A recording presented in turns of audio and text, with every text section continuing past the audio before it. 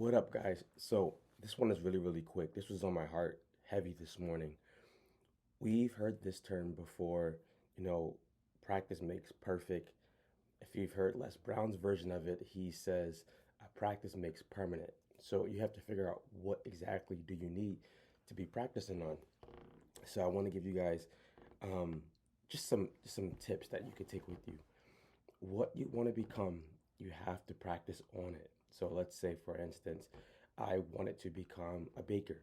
I need to not only practice baking, but I need to practice and get the mindset of a baker. How do I do that? You can do it through YouTube.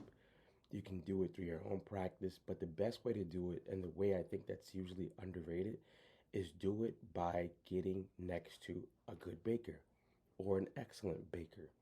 This will help you not only adapt their mindset, but you'll adapt like some of the skills that they have that you're just not going to learn through a book.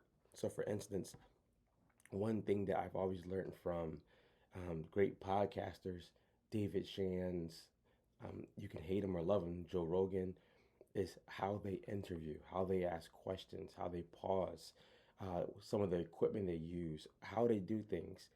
And it's not to say that you want their style, it's more so to say that you're emulating some of their skills and their mindsets and their habits around what they're doing.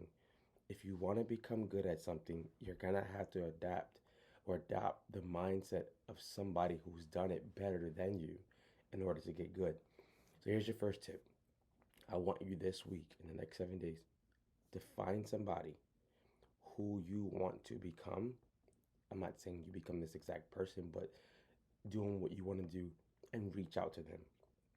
But here's the tip. Reach out to them by asking, could you serve them? Don't ask them, what could you do for them? Tell them what you do. Hey, my name is Drew. I love what you do. I would love to just help take some stress off of your plate by doing A, B, or C.